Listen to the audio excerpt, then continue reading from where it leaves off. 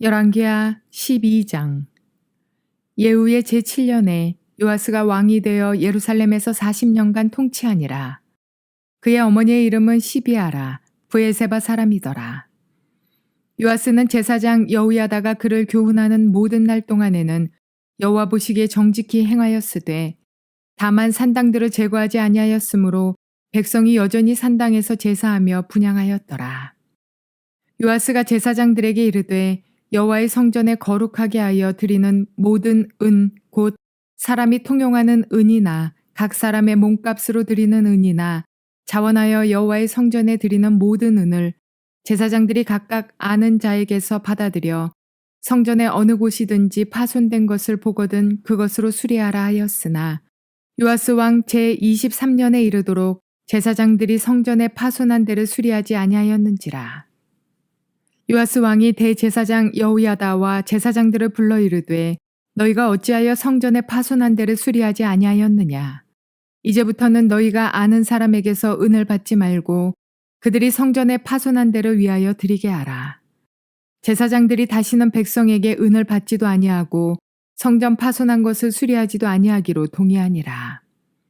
제사장 여호야다가 한 궤를 가져다가 그것의 뚜껑에 구멍을 뚫어 여호와의 전문 어귀 오른쪽 곧 제단 옆에 두매 여호와의 성전에 가져오는 모든 은을 다 문을 지키는 제사장들이 그 궤에 넣더라.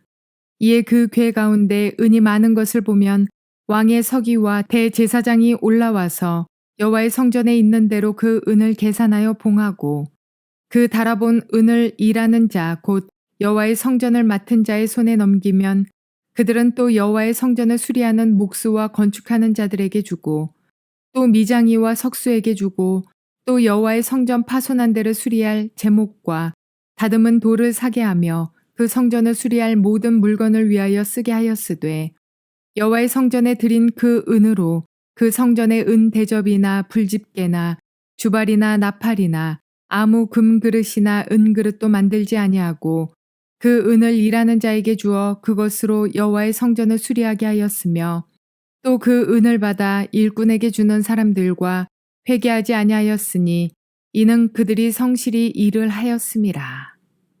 속건제의 은과 속죄제의 은은 여호와의 성전에 드리지 아니하고 제사장에게 돌렸더라.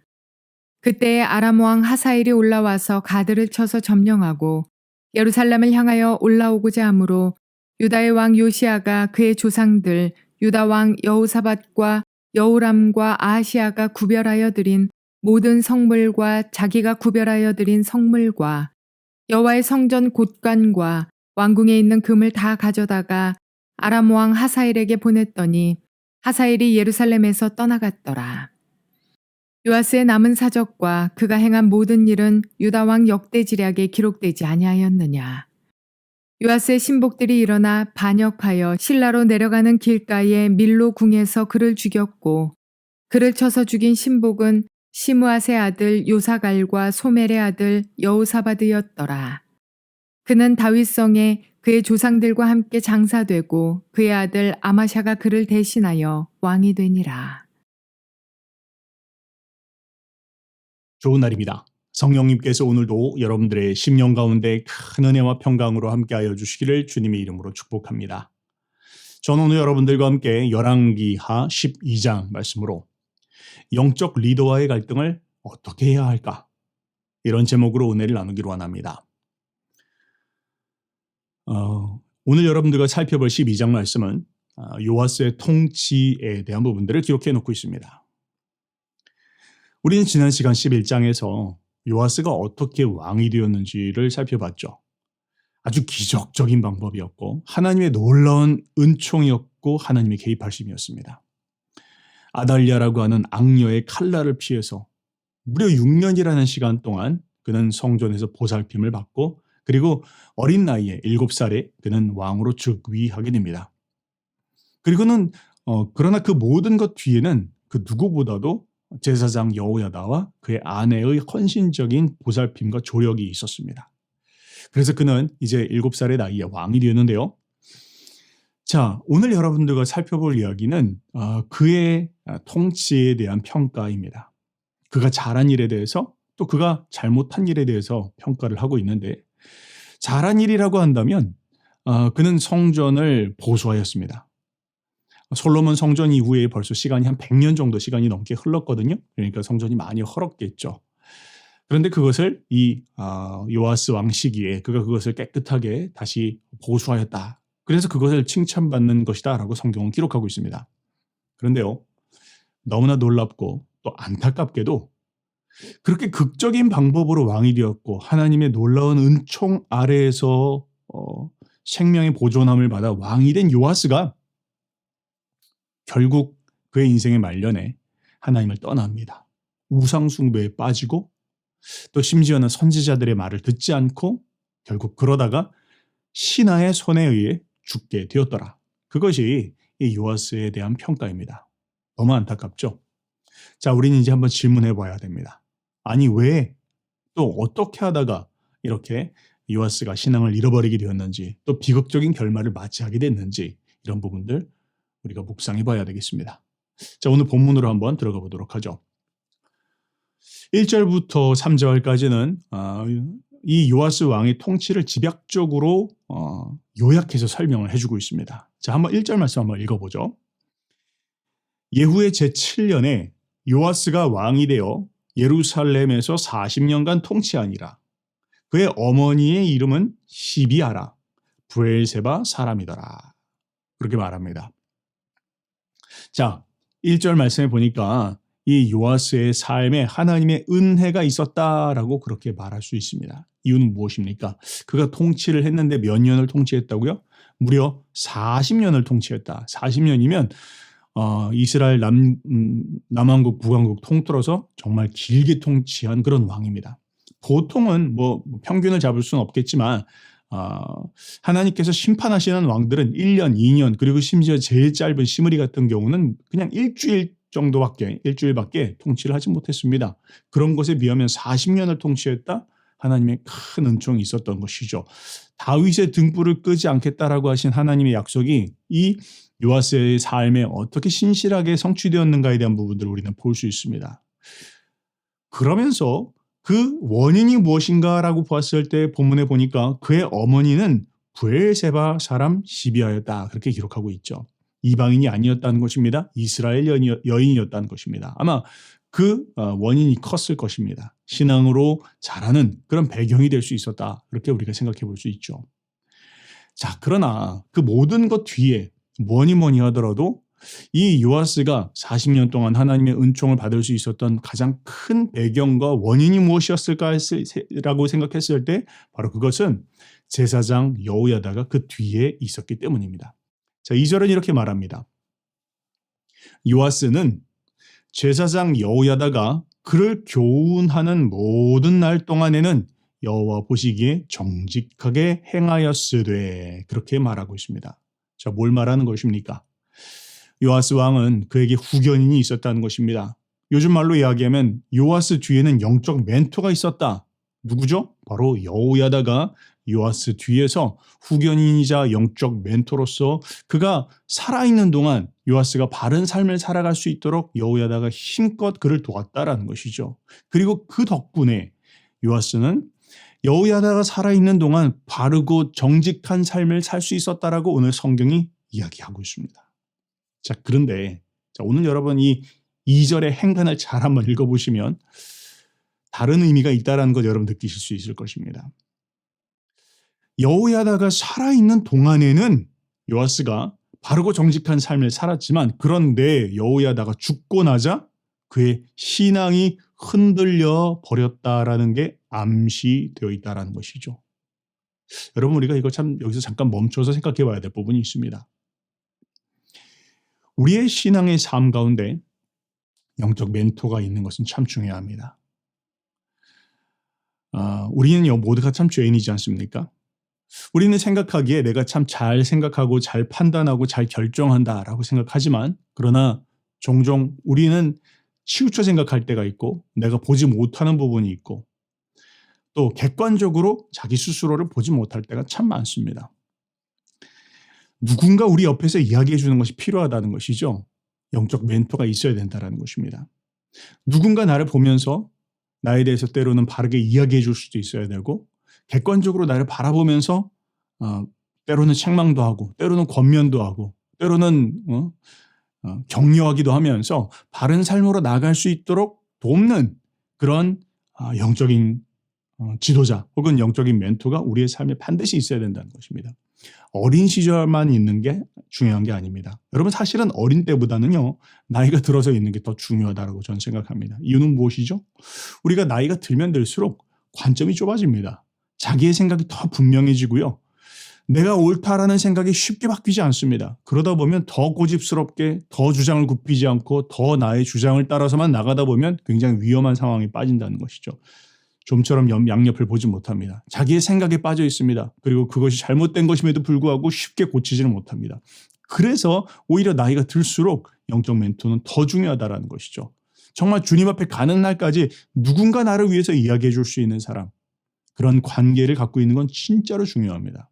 만약 여러분 가운데 주변에 함께 교회 생활하는 분들 가운데 영적인 지도자가 있다면 너무 축복된 것일 겁니다. 만약에 그렇지 없다면, 그런 분이 없다면 여러분 꼭 찾아가시기 바랍니다. 목사님이든 전도사님이든 혹은 누구라도 나를 참 잘 지도해 줄 수 있고 나에게 참 바르게 방향을 이야기해 줄 수 있는, 바른 이야기해 줄 수 있는 사람들을 여러분 옆에 꼭 두시고 또 함께 교제하시고 또 영적인 방향을 받는 건 너무나 중요하다라는 것이죠. 자, 오늘 말씀에 보니까요. 요아스가 어떻게 되었다고요? 그의 끝을 보니까 그가 잘못된 이유가 무엇이었는지에 대한 부분들이 2절에 암시되었는데 바로 그것은 여호야다가 죽었기 때문이었다라는 것이죠. 다른 말로 이야기하면 사실은 여호야다가 죽었을 때만 문제가 된 게 아니고 오늘 본문 뒤에 보면 여호야다가 살았을 때부터 벌써 갈등이 일어났다라는 것을 볼 수가 있습니다. 자, 한번 계속 보죠. 먼저 3절에 보면 이렇게 이야기하고 있어요. 다만 산당들을 제거하지 아니하였으므로 백성이 여전히 산당에서 제사함에 분향하였더라라고 그렇게 이야기합니다. 여호야다가 요아스가 다 잘했는데 그런데 잘한 것 중에서 그러나 그 가운데에서 못한 것 한 가지가 있었는데 산당이 제거되어지지 않았다는 것이죠. 이스라엘 백성들의 일반적 영적 상황을 이야기하고 있습니다. 이스라엘 백성들의 상황이 어떻습니까? 산당에서 예배하고 있었다는 것이죠. 여러분 산당이 뭐가 문제입니까? 사실 이스라엘 백성들이 가나안 땅에 들어갔을 때 그들은 아직 예루살렘의 중앙 성소가 확립되어지지 않은 때였어요. 대부분 다 매번 이렇게 실로라든지 이런 곳으로 모일 수가 없으니까 그냥 자신들이 있는 곳에서 높은 곳을 찾아갔습니다. 그래서 산당이라는 것을 영어로 표현하면 the high place입니다. 높은 곳에 있다라는 것이죠. 그런데 여러분 한번 등산이라든지 어떤 그런 유명한 산 같은데 높은 데 올라가면 꼭 뭐가 있습니까? 좀 영험해 보이는 바위가 있고 또 거기에 무슨 나무가 있고 나무에 보면 막 쪽지들이 막 걸려 있는 거 보실 수 있을 겁니다. 자, 그렇다는 것이죠. 대부분 그런 장소들이 우상을 숭배하는 장소고 거기에 우상의 제단이라든지 이런 것들이 있다라는 겁니다. 자, 그러니까 이스라엘 백성들이 그곳에서 가서 예배를 드리는데 쉽게 혼합주의에 빠질 수 있는 가능성이 굉장히 농후하다라는 것이죠. 그래서 처음에는 하나님께서 그들의 마음을 받아주셨습니다. 그들이 산당에서 예배드리더라도 여호와의 이름으로 나가는 것들을 허락해 주셨지만 이제 예루살렘의 성소가 서고 더 그 시스템이 갖춰지고 난 후에는 그것들을 뽑아내려고 그것을 더 이상 이제는 허락하지 않는 그런 가운데로 나갔지만 그것이 더 이상은 뽑아낼 수 없는, 그래서 우상 숭배가 굉장히 그것을 통해서 많이 일어나게 되는 그러한 상황이었다라는 것이죠. 근데 그게 언제요? 요아스가 분명히 바알 숭배하는 것들을 다 뽑아냈음에도 불구하고 산당 제사는 여전히 계속되어졌다라는 것입니다. 자, 그런데 여러분 산당 제사의 문제의 근본은 뭡니까? 한마디로 이야기하자면 자기 중심의 신앙이었다라는 겁니다. 하나님 중심이 아니라는 것이죠. 하나님께서 뭘 원하시는지, 하나님의 뜻이 무엇인지, 또 하나님 앞에 나가려면 어떻게 해야 되는지, 또 하나님은 나의 삶을 향해 어떤 계획을 갖고 계신지 그 하나님께 내 삶의 중심을 맞춰드리는 신앙이 아니고 산당 제사는 하나님을 위해서, 나를 위해서 하나님을 사용하는 신앙입니다. 여러분 예루살렘 성전에서 제사장들의 방향 안에서 제사를 드릴 때에는 순서가 있습니다. 정해진 방법들이 있습니다. 그것을 통해서 하나님의 뜻이 무엇인지 하나님의 방향 가운데 자신의 삶을 회개하며 돌이키며 나가는 정해진 방법들이 있습니다. 자, 그러나 산당 제사는 어떻습니까? 그런 곳이 없습니다. 내 소원을 비는 곳입니다. 내가 바라는 것을 구하는 장소입니다. 그러다 보니 산당 제사는 굉장히 우상 숭배로 쉽게 빠질 수 있는 그런 상황이라는 것이죠. 바로 그것이 이스라엘 백성들의 영적 상황이었다는 것입니다. 바알 숭배는 근본적으로 도려낸 것 같습니다. 그러나 그 비슷한 또 다른 얼굴의 바알 숭배가 산당 제사를 통해서 여전히 이어지고 있었더라. 그것이 요아스 시대에 일어났던 일이었다는 것입니다. 자, 그런데요, 이제 한번 봅시다. 4절부터 16절까지는요, 요아스가 잘한 것처럼 보이는 성전 수리에 대한 부분들을 기록하고 있습니다. 요아스가 7살에 왕이 됐거든요. 근데 이제 그가 나이가 많이 이제 좀 어느 정도 성년이 되었을 겁니다. 그런데 그가 성인이 되었는데 자기 모습을 보니까 아직도 내가 여호야다, 제사장 여호야다의 그런 지시를 받으면서 이 나라를 다스리고 있는 모습이 어쩌면 좀 자존심이 상했을 수도 있을 것 같고, 어쩌면 생각하기에 내가 내 마음대로 좀 했으면 좋겠다, 이런 생각들이 들었던 것 같습니다. 그리고 나서는 그가 제일 처음 한 일이 무엇이었는지를 보니까 성전을 수리하라 라고 그렇게 명령을 내렸다는 것이죠. 자, 그런데 여러분, 여기 보면요, 이 성전을 수리하라는 요아스의 명령은 사실 겉으로 보기에는 신앙개혁을 하라고 한 것 같아 보입니다. 좋아 보이지 않습니까? 우리의 신앙을, 하나님 앞에 나가는 신앙을 새롭게 하라라고 하는 그 신앙개혁처럼 보이지만, 그런데 이 뒤에 이야기를 살펴봤을 때 이 신앙개혁은 그에게 있어서 이 성전 수리하는 것은 신앙개혁의 차원이라기보다는 뭐 오늘날로 이야기하면 기념관을 보수해라 정도의 의미로 이해를 하셔야 됩니다. 이유는 무엇입니까? 여러분, 요아스에게 있어서 성전은 특별한 곳이죠. 자기가 어린 시절에 정말로 그곳에서 뭐 먹고 자고 자라는 것 아닙니까? 특별한 그런 인연이 있는 장소였고, 그곳에 가면 정말 향수가 느껴지는 그런 장소였을 겁니다. 그런데 그런 그곳을 그는 수리해라, 개보수하해라. 그래서 그곳을 일종의 우리로 이야기하면 뭐 대통령이 어린 시절에 태어났고 자랐던 생가 보수해라, 뭐 이런 정도의 컨셉으로 성전을 수리하라고 했다는 것이죠. 자, 한번 보면요, 그렇게 해서 그가 성전을 수리하라고 했는데 몇 년이 흐릅니다. 몇 년이 흘렀는지는 성경이 구체적으로 이야기하지는 않아요. 그런데 그의 나이, 그 왕의 나이가 23살 정도가 됐을 때 그가 보니까 자기가 말을 했는데 수리가 안 돼 있는 겁니다. 성전이 지금 고쳐지지 않고 있는 거예요. 자, 그 이유에 대해서 성경은 분명하게 이야기하지 있지 않습니다. 뭐 때문에 그런 거였다, 왜 성전이 몇 년 동안 수리가 되지 않은 채로 방치되어 있다고 말하지는 않지만, 분명하게 이야기하고 있는 건 제사장들이 움직이질 않았다라고 그렇게 이야기하고 있어요. 그럼 여기서 우리가 질문해야 되겠죠. 아니, 왜 제사장들은 움직이지 않았을까? 제사장들이 움직이지 않았다는 말은 여호야다가 보기에, 대제사장이니까 여호야다가 보기에 이 일이 중요하지 않은 일이었다는 겁니다. 이 일이 지금 가장 먼저 할 일이 아니고 이 일을 위해서 힘쓸 일이 아니었다라는 것입니다. 자, 그럼 무엇이 중요한 것입니까? 제사장 여호야다가 보기에는요, 여러분 한번 생각해 봅시다. 지금 요아스 전에 아달랴가 벌써 한 15년 정도 그녀가 통치를 했습니다. 아니, 아달랴가 자기 남편을 통해서, 자기 자식을 통해서, 나중엔 자기가 직접 하는 시간들이 한 15년 넘는 시간들이거든요. 그러니까 그 시간 동안, 또 특별히 그 이전도 생각을 했을 때 많은 시간 동안, 특별히 그 아달랴의 시간 동안 정말 바알 숭배하는 데 힘을 기울이고 하다가 뭐 성전 많이 허물어졌을 겁니다. 또 성전에 있는 귀한 것들이 많이 다들 빼앗기기도 하고 그렇게 됐을 것입니다. 그러나 본질적으로 성전이 문제가 아닙니다. 무엇이 문제입니까? 신앙이 문제죠. 성전을 중심으로 한 이스라엘 백성들의 신앙이 굉장히 바닥난 상태라는 것입니다. 그래서 방금 말씀했던 것처럼 산당 제사라든지 이런 것들이 여전히 뿌리를 뽑지 못하고 있는 상황이 심각했다는 것이죠. 제사장 여호야다 보기에는 그 일이 우선입니다. 성전을 건축하는 것보다, 성전을 다시 한번 개보수하는 것보다 훨씬 중요한 것은 사람들의 신앙을 보수하는 것이 훨씬 중요하다. 그의 판단은 그것이 중요했다는 것이죠. 자, 그러나 여기서 지금 문제가 일어나기 시작합니다. 문제가 무엇이죠? 요아스 보기에는 그게 아니었다는 겁니다. 요아스가 생각하기에는 나의 추억이 어린 성전을 고치는 것이 훨씬 더 중요한 것이다 라고 이야기하는데, 여호야다는 거기에 대해서 동의를 해주지 않는 겁니다. 거기에서 지금 충돌이 일어나기 시작합니다. 자, 근데 그 문제를 어떻게 풀었을까요? 이제부터 문제가 일어납니다. 요아스가 힘으로 밀어붙이기 시작합니다. 심지어는 제사장 여호야다까지를 불러서 제사장들 다 앞에서 그를 책망하며 꾸짖기 시작합니다. 아니, 왜 내가 시킨 일인데 이 일이 이루어지지 않는 것인가? 라고 하면서 갈등이 일어나기 시작했다는 것이죠. 영적 멘토와 갈등이 시작됐다는 겁니다. 그리고는 요아스가 명령합니다. 내가 당신들 통해서 일하지 않겠소. 그렇게 이야기하면서 이제는 제사장들을 통해서 헌금이 들어오게 되고 그것을 통해서 이것이 유지가 되어질 수 있도록 고치는 그런 비용들이 조달이 되어야 되는데, 거기서 제사장들을 제외시킵니다. 그리고 왕이 직접 헌금을 관리하도록 합니다. 그리고는 그렇게 모인 돈을 가지고 제사장을 통해서 건물을 세우는 것이 아니라 건물을 고치는 일반 수리공들을 통해서 자기가 직접 목수와 미장이와 석공들을 선택해서 그들을 통해서 성전을 고칩니다. 나중에 보면요, 성전이 번드르르하게 잘 고쳐집니다. 자, 그런데 여러분, 이 모든 과정 안에서 어떤 문제가 일어났죠? 멘토와의 관계가 틀어졌습니다. 이 이후에 보면 더 이상 여호야다가 뭐라고 왈가왈부 이야기했다고 기록되지 않습니다. 그런데 분명히 여호야다는 마음이 크게 상했을 겁니다. 자, 그 다음 한번 봅시다. 그럼 어떤 일이 벌어졌을까요?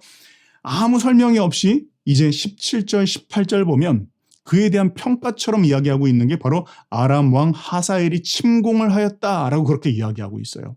하나님께서 벌써 심판하신 것이죠. 하나님께서 보통 하나님의 은혜 가운데 머물러 있고 주님의 길을 가고 있을 때 주님은 대적으로부터 지켜주십니다. 근데 지금 하나님의 보호하심이 없다는 겁니다. 그런데 그런 상황 속에서 요아스가 어떻게 했는지를 보니까 18절 말씀에 유다의 왕 요아스가 그의 조상들 유다 왕 여호사밧과 여호람과 아하시아가 구별하여 드린 모든 성물과 자기가 구별하여 드린 성물과 여호와의 성전 곳간과 왕궁에 있는 금을 다 가져다가 아람 왕 하사엘에게 보냈더니 하사엘이 예루살렘에서 떠나갔더라. 이거 뭘 말하는 것입니까? 실력이 드러난 겁니다. 어떤 실력이요? 신앙인이라면 만약 그가 정말로 신앙을 새롭게 하기를 원했던 사람이었고 그 일을 통해서 자신의 신앙을 건강케 하고 또 백성들의 신앙을 온전케 세우는 일을 했다면 외부의 대적들이 찾아왔을 때 그가 위협을 하던 어떻게 하던 간에 뭘 했을까요? 성전에 나가 기도했겠죠. 하나님께 매달렸을 겁니다. 회개하고 돌이키고 주님 앞에서 문제를 해결했었다라고 성경이 그렇게 기록을 해왔겠죠. 근데 지금 그가 뭘 하고 있습니까? 그가 뭘 하고 있는지를 보니까 그는 자신의 성전 안에 있는 자신의 아버지 때로부터 있었던 모든 귀한 것들을 떼어다가 하사엘에게 던져주었더라. 그렇게 이야기하고 있습니다. 여러분, 하사엘은 무엇이죠?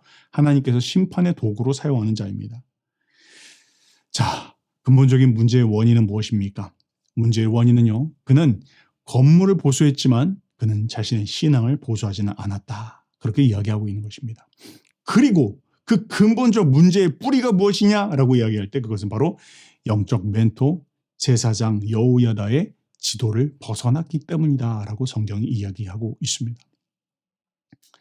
여러분, 우리는 때로는 이제 나 다 알아. 나 충분히 알아. 나 혼자 잘 판단할 수 있어. 나에 대해서 더 이상 터치하지 마라. 내가 생각하고 나는 분명히 옳게 생각하고 나는 나름 기도하면서 잘 결정할 수 있어 라고 하는 순간이 바로 위험해지는 순간이라는 거 우리가 알아야 합니다.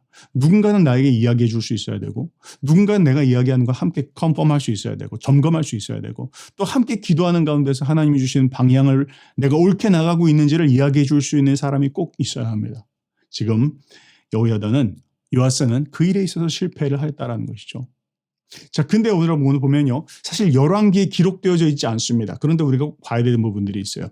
역대기에 보면 성전을 수리하고 나서 그리고 하사엘이 공격하기 전에 하사엘의 침공이 있기 전에 요아스가 어떤 일을 했는지에 대한 이야기가 기록되어 있는데 이게 열왕기에는 없습니다. 역대기에 있는데 이 부분 한번 읽어봅시다.